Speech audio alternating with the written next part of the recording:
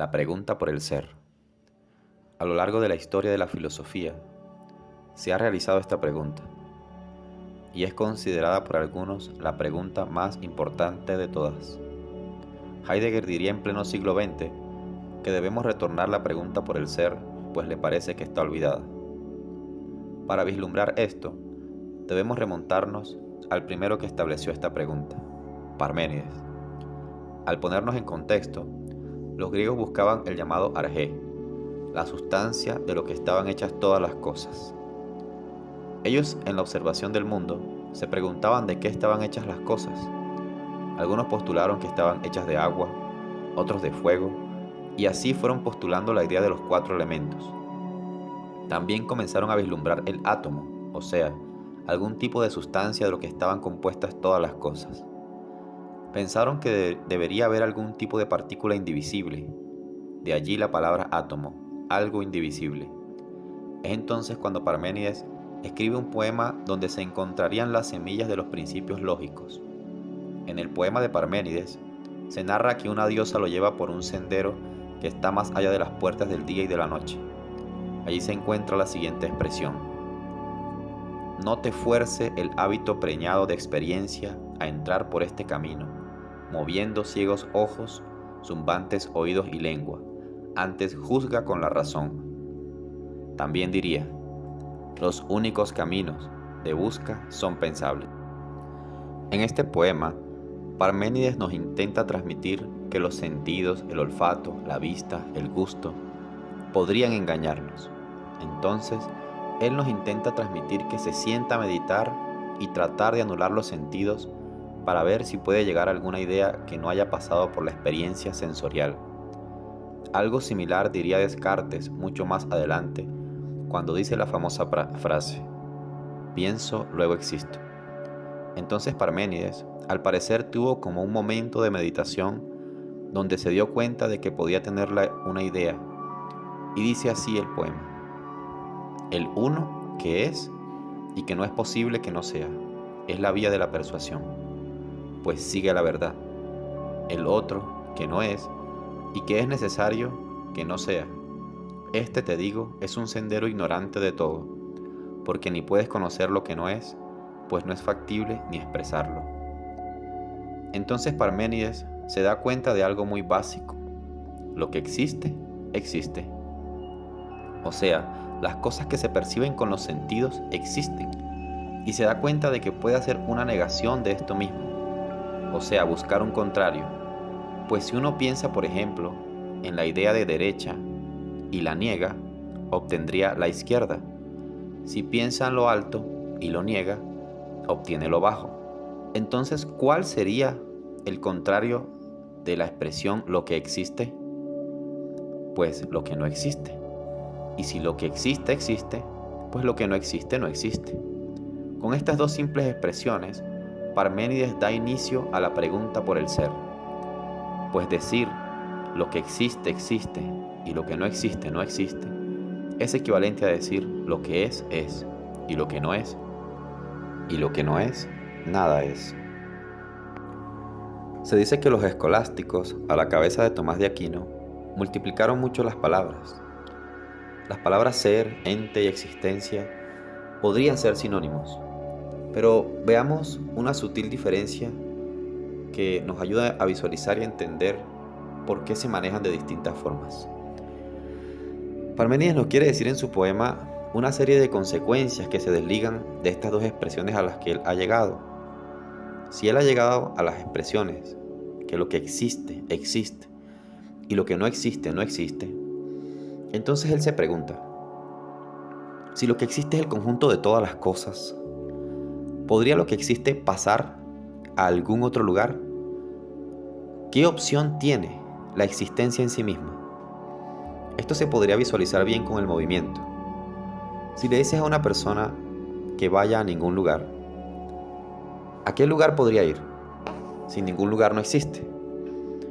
Entonces Parménides se da cuenta de que la existencia como tal no puede pasar a otra cosa, ya que no hay otro lugar donde pasar, porque la no existencia es nada. Y Parménides concluye que la existencia no se puede acabar, o sea que es infinita.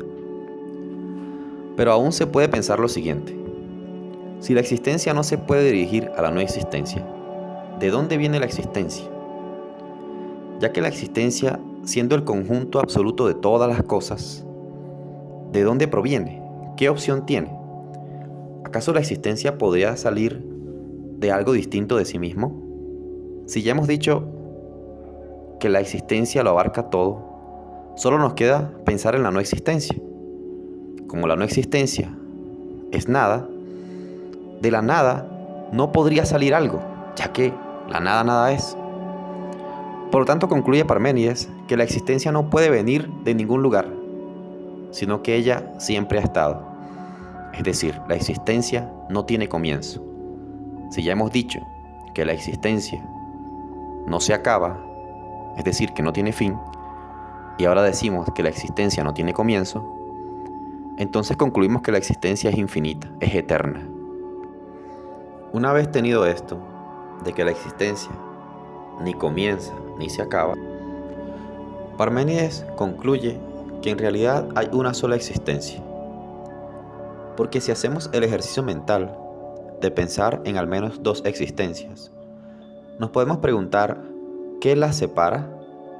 Si hemos dicho que fuera de la existencia nada hay, entonces, si nada hay entre existencia y existencia, nada las separa.